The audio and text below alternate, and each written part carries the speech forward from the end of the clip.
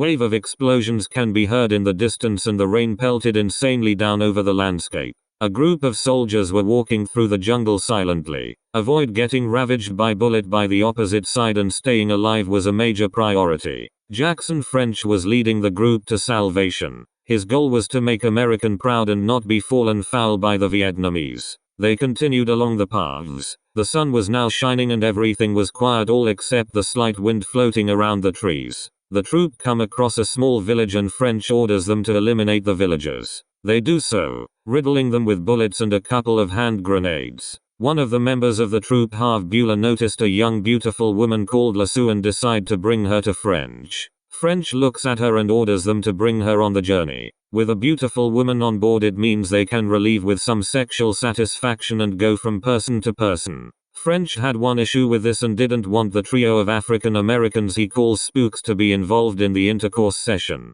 He didn't like them. He always thought they represented a parasitic takeover back in States, and some of the troop agreed with him. When he was in high school, French got involved in a fight between two gangs consisting of his classmates and the spooks. He threatened one of them with a switchblade and tried to stab the one in the stomach, but he only managed to get it in the humerus. The spooks fled and French vowed if they come back for more he'll do more damage. Because he's leading the troop means he can demean them when he felt like it, and the spooks had opposed this but were powerless due to the white regime as they call the troop. The troop along with Lassou continued through the jungles. Something got some of the troop's nerves up and started to point their guns randomly. French told them put them down and says it could be native animals lurking nearby. Suddenly some random laser firing came into view and French quickly orders to them scatter. Another member of the troop, Ralph Carr, raced through part of the jungle and suddenly slammed himself into something hard, knocking himself out. He sat up and saw something he wasn't expecting to see in the jungle. A blue wooden box with police signs and a lamp on top. He thought that smack in the face had him see strange things and got his feet. He touched it. It made a humming sound and was gently vibrating. He found a door handle and was about to open when a blonde girl opened it. She popped her head out and her eyes widened. Ralph was bemused by this and quickly pointed his gun at her. The blonde girl spoke out the name doctor, and then a middle-aged man in a cream linen suit with Hawaiian shirt came out. The doctor looked at Ralph and said, "Are they in Vietnam in 1969? Ralph uttered a yes and the doctor approached him. He asked if Ralph was separated from his troop and again Ralph uttered another yes.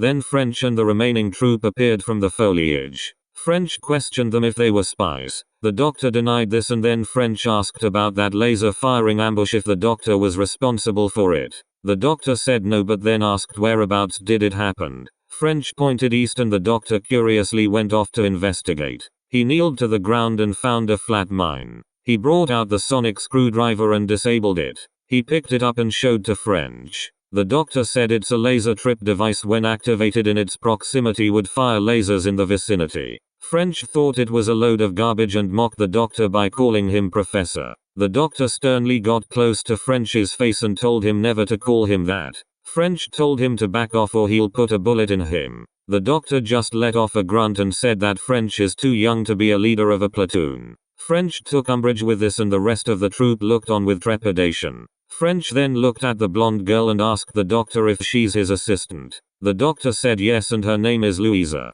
French came close to her and started touching her hair. Louisa stood still and glared at French. She then noticed Lassou. Her hair was ragged and her clothes were partly ripped. Louisa confronted French in a cynical way, saying he's got a small dick and he's agonizingly desperately seeking for sex. French's face turned a pinkish color and quickly grabbed Louisa's hair, tugging it harshly. The doctor told French to back down and French pulled his handgun out, pointing it at the doctor. French then ordered the rest of the troop to pull their guns out. They did and faced them at the doctor. The doctor put his hands up and then proceeded with some savage commentary on them. Young soldiers out high school looking for danger and excitement. To fulfill the promise of what their country it's made of and return home alive with a hero's welcome. But in reality they are lambs to the slaughter, and their hero's welcome will just consist of body bags, freshly dug graves and all draped under the American flag. They are only heroes for their weeping families seeing their flesh and blood dragged out planes unseen from their mutilations.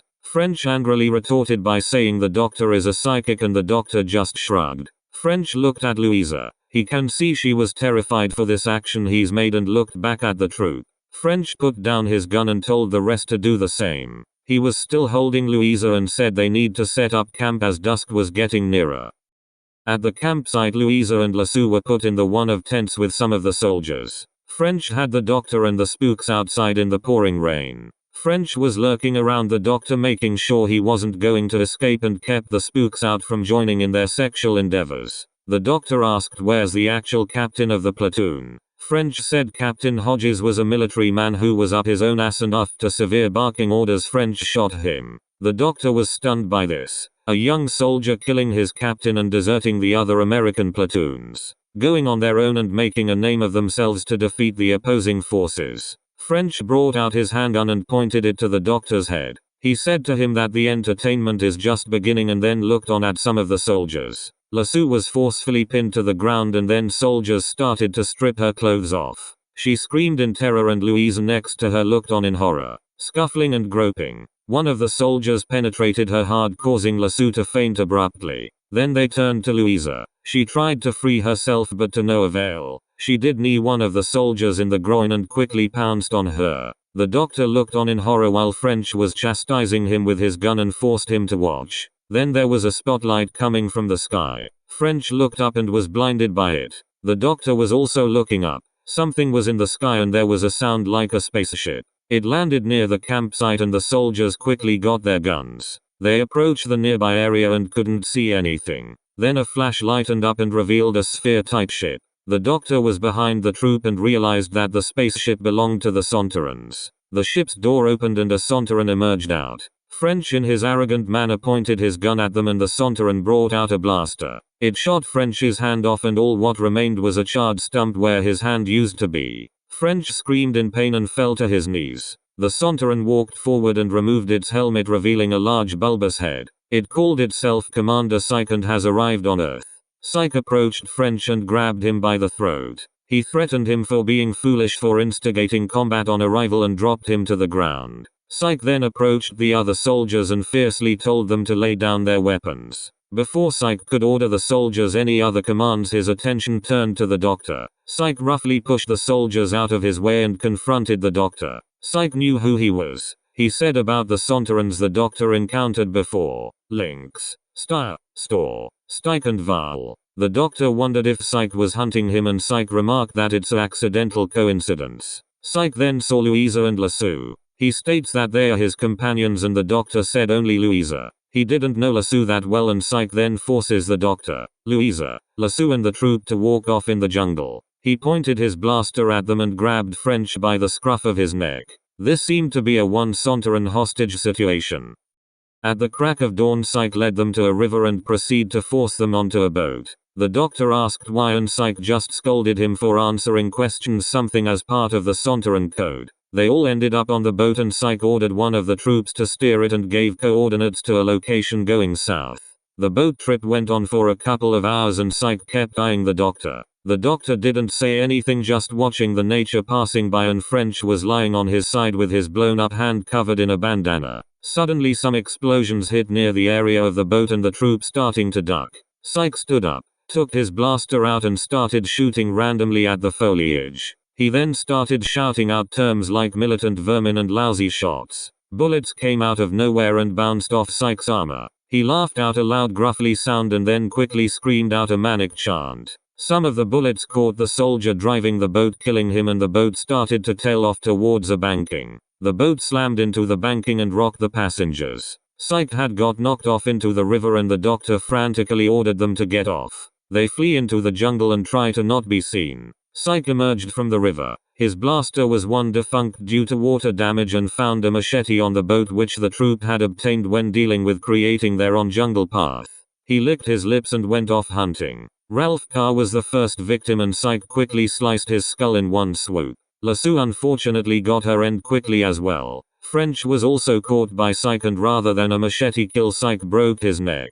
The doctor emerged from some foliage and faces Psych. They enter combat. Psych uses the machete and catches the doctor's left bicep, wounding him. Psych then stamps on the doctor's chest and wins him. The doctor became disoriented and dazedly looked at Psych looming above him. Then all of a sudden Psych lets out a gasp in pain and falls sideways to the ground. Louisa had stabbed a tree branch into his pubic vent, but she didn't know that it'll kill it and just saw it sticking out from the back of its neck. She helped the doctor up and supported him. Some explosions lit up nearby and screams were heard in the distance. The remaining soldiers were killed and the doctor closed his eyes while stumbling away from the blasts. Those boys were 19 years old, drafted by the American government, and like he said before, they were lambs to the slaughter. The doctor told Louisa to reach in his jacket pocket. She does and finds a small remote control. The doctor says it's a Statenheim remote control. He obtained it from the master who used it to escape the Orton uprising in Singapore and told Louisa to press it. The TARDIS materializes and Louisa opened the doors. The doctor told her to get in quickly. He reaches the console and sets the coordinates. As the TARDIS dematerialized, an explosion sprouted from the same spot it was situated. The doctor was leaning against the console and forced himself up. He was dripping blood all over the floor and told Louisa to get the medical kit. She does so and said to her that he needs to be alone when dealing wounds like this. Louisa headed off through the corridors while the doctor tended to his injuries.